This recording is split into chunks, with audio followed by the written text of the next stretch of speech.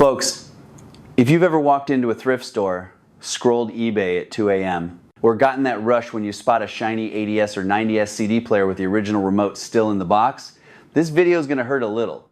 Because I'm about to tell you the names of 10 vintage CD players that look beautiful, carry legendary brand names, and sound decent when they work, but will almost certainly leave you with a dead laser, a broken tray, a melted belt, or a paperweight that cost you more in repairs than a brand new player. I've been burned, friends have been burned, collectors I respect have been burned, and after digging through service manuals, repair forums, teardown videos, and real-world failure reports from the last decade, I've put together the definitive never buy list for vintage CD players. This is not these sound bad.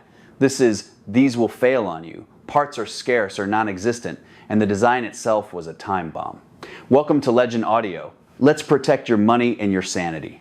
Why this list matters. The compact disc changed everything in 1982. For the first time, ordinary people could own music with no surface noise, no wear, and near perfect channel separation. But the machines that played those discs were complex electromechanical devices. Lasers age, rubber belts turn to goo, plastic gears crack, capacitors dry out.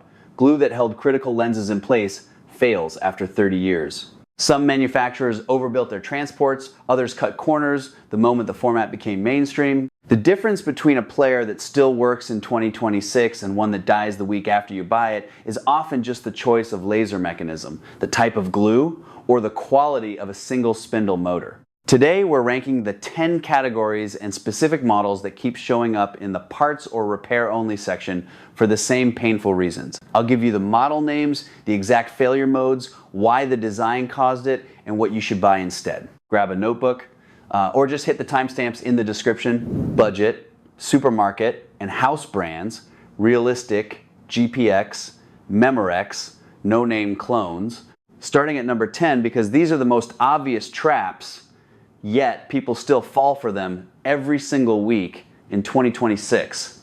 In the 1980s and 1990s, Radio Shack flooded America with realistic branded CD players.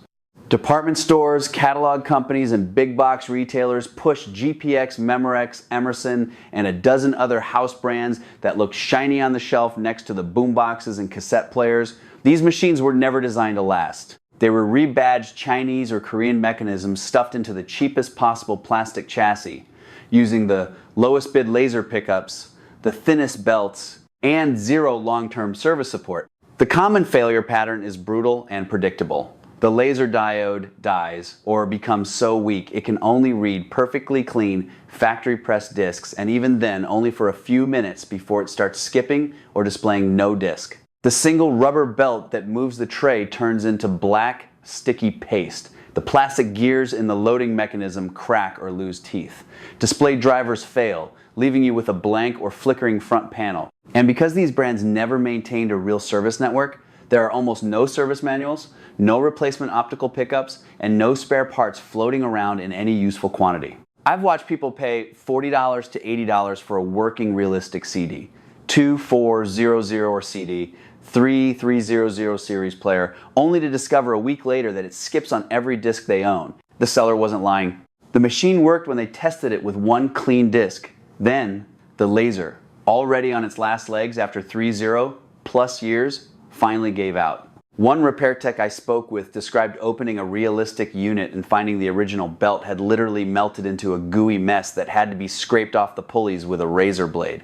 Another collector told me he bought 3 different Memorex and GPX players over 2 years. Every single one failed within 6 months of purchase. These machines were built for impulse buys and short product cycles. Radio Shack's realistic line, Optimus, and Genexa were often badge engineered from the same low-cost factories that supplied no-name brands. Once the format moved on and Radio Shack itself collapsed into bankruptcy, any remaining parts pipeline disappeared completely. You cannot order a new laser from most of these players. You cannot find a correct replacement tray belt kit. You are left with a plastic shell that looks vaguely vintage but functions as a paperweight. The shock comes when you realize how many of these still appear in thrift stores and online listings labeled tested and working. Sellers test with one perfect disc for 30 seconds and call it good. The buyer gets home, loads their favorite album from 1992, and within days the skipping starts. Then the tray refuses to open, then the display dies. And because the machine cost only $50, people keep buying them, thinking they're getting a bargain instead of a guaranteed future disappointment. If the faceplate says Realistic, GPX, Memorex, or any brand that feels like it belonged in a 1994 Walmart electronics aisle next to the $29.99 boombox, walk away. The same money spent on a used Technics SLPG series or a JVC XLZ from the same era will give you a machine that still has a fighting chance of surviving another decade. These supermarket brands were never meant to be survivors. They were disposable products from the moment they left the factory, and time has only confirmed it. Do not romanticize them. Do not tell yourself it's just a cheap player for the garage. The laser will die, the belt will melt, and you will be left staring at a dead piece of plastic that once promised digital perfection. That is the quiet tragedy of these machines and why they sit at number 10 on the list of vintage CD players you should never buy. Most multi-disc carousel and magazine changers, convenience killed reliability, and the corpses are still sitting on eBay and thrift store shelves right now. In the late 1980s and throughout the 1990s, 5-disc and 6-disc carousel players from Yamaha, Pioneer, Sony, and a handful of other brands sold like crazy. The sales pitch was irresistible. Load an entire evening of music once, press play, and never leave the couch again. Magazine-style changers that accepted a cartridge of 6 discs promised the same freedom. For a few years, it felt like the future of home audio. Then the years started stacking up, and the mechanical reality hit hard. These machines contain multiple rubber belts, plastic gears, limit switches, optical sensors, and a rotating carousel or sliding magazine that must align with microscopic precision every single time a disc is selected. After 25 or 30 years of gravity, heat cycles, and dried lubricant, the belts stretch into useless elastic bands or simply turn into black goo. The plastic gears crack or lose teeth. The alignment drifts by fractions of a millimeter. Suddenly the player loads the wrong disc, freezes halfway through a change cycle, or refuses to open the tray at all. I have watched technicians open a Yamaha CDC, 565 or CDC, 675 and find the entire belt and gear assembly reduced to crumbled rubber and broken plastic. One Pioneer PDM series magazine changer arrived with the cartridge jammed solid because a single cracked gear tooth had locked the entire mechanism. The owner had already spent more on shipping than the player was worth, only to be told the repair would require complete disassembly and parts that no longer exist in any catalog. Repairing these units is a special kind of nightmare. You cannot simply swap a belt the way you might on a single disc player. Reaching the failed component often means removing the entire carousel assembly, documenting every plastic clip and spring, and then discovering that the replacement gear is model specific and has been out of production for 15 years. Many professional shops now simply decline the work.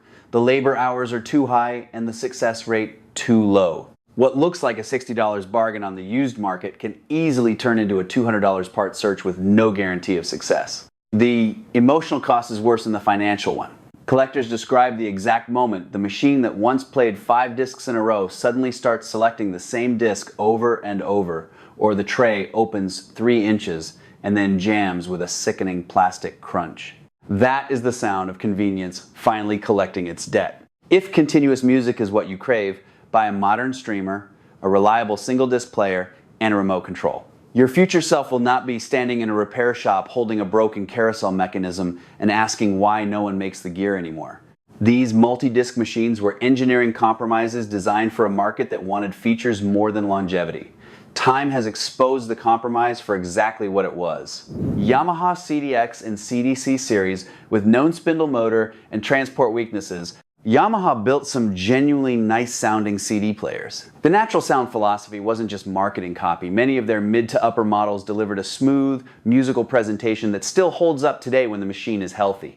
But certain late 1980s and 1990s CDX single disc players and CDC multi-disc changers carry a well-documented mechanical curse that turns them into high-risk purchases in 2026. The core problem sits in the spindle motor. A number of these units use brush-type motors that were never designed for 3 decades of intermittent use and long periods of storage. Over time, the brushes wear, dead spots develop on the commutator, and the motor begins to struggle. The classic symptom is unmistakable. The player reads the table of contents, starts playing, then begins skipping or muting after 30 to 40 seconds. Sometimes it simply refuses to recognize discs that played perfectly the week before. Technicians who open these machines repeatedly report the same, finding a spindle motor that no longer spins with consistent torque. Replacement motors are difficult to source. Yamaha stopped supporting many of these part numbers years ago, and the used market for exact match replacements is thin. Some owners tried donor motors from other Yamaha models, but fitment and electrical characteristics are not always identical. The result is a repair that can easily exceed the current street value of the player. Compounding the issue are the belt-driven tray mechanisms found on many later CDX and CDC units. After 25 or 30 years, those belts turn into sticky black residue that coats pulleys and gears. Cleaning the mess and installing a new belt is possible, but it is only a temporary fix if the spindle motor is already dying. In the CDC carousel models, the complexity multiplies multiple belts, plastic gears, and alignment requirements create additional failure points that make full restoration labor-intensive and expensive. A secondary complaint that surfaces often is poor CDR compatibility. Certain Yamaha models from this era were simply never optimized for recordable discs. In 1995, that limitation barely mattered. In 2026, when many collectors rely on burned archival copies or custom mixes, it becomes a genuine usability problem. Not every Yamaha is a minefield. Some earlier or differently engineered models remain solid daily drivers. But when the model number falls into the known problem, ranges certain CDX 1000 series machines and a large portion of the CDC changers, the risk climbs sharply. Unless the seller can document recent professional service that included a new or rebuilt spindle motor and fresh belts, treat the unit as a high-stakes gamble. The emotional sting comes when a beautiful-looking Yamaha that still carries that distinctive natural sound character suddenly starts skipping mid-album. You open the case hoping for a simple cleaning, only to discover the motor is the real culprit and no easy replacement exists.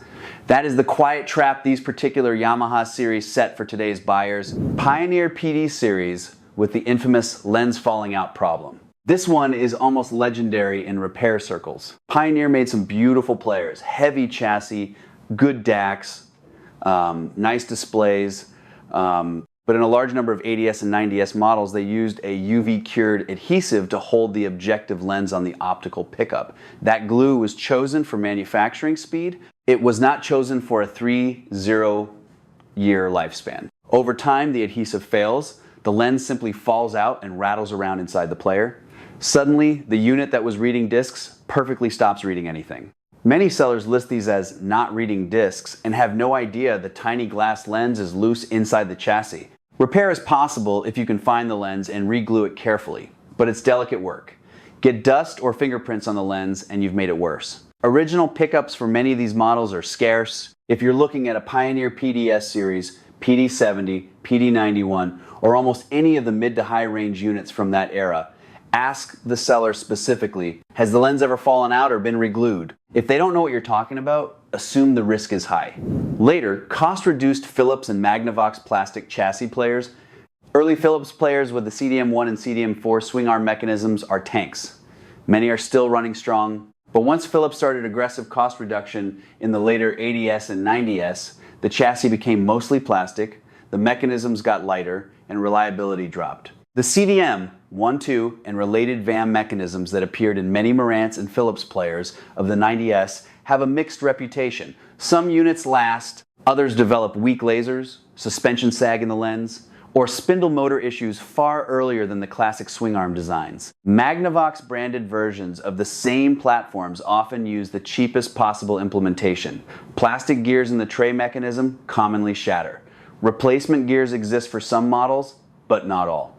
If the player is a later Phillips or Magnavox with a lightweight plastic body and no substantial metal transport frame, be very cautious. The early heavy metal swing arm machines are the ones worth chasing. Sharp and certain budget Japanese brands. Sharp appears consistently on technician least reliable lists. Build quality was often thinner, the lasers less durable, and parts support evaporated quickly once the company moved on. You'll also see Gold Star, early LG, and some Sensui models in the same category. These were frequently badge engineered or built to a strict price point. When the laser dies, and they do die, there is almost nothing left to salvage. A dead sharp CD player is usually a parts donor at best. and even then the parts are rarely useful for higher quality machines. Players using scarce or unobtainable proprietary lasers. This is a broader category that catches a lot of otherwise good machines. Certain high-end and mid-range players use proprietary optical pickups that were never made in large numbers and have zero modern equivalents. When that laser dies, the player is finished. No Chinese clone exists, no donor units are floating around in quantity. Philips' early swing arm lasers are actually quite durable, but once you move into certain later proprietary designs or obscure brands, the situation changes. Some Marantz models from the mid to late 90s and early 2000s use lasers that failed and became unobtainable. The same is true for certain teak, Nakamichi, and lesser known European brands. Before you buy any vintage player, look up the exact laser, transport type.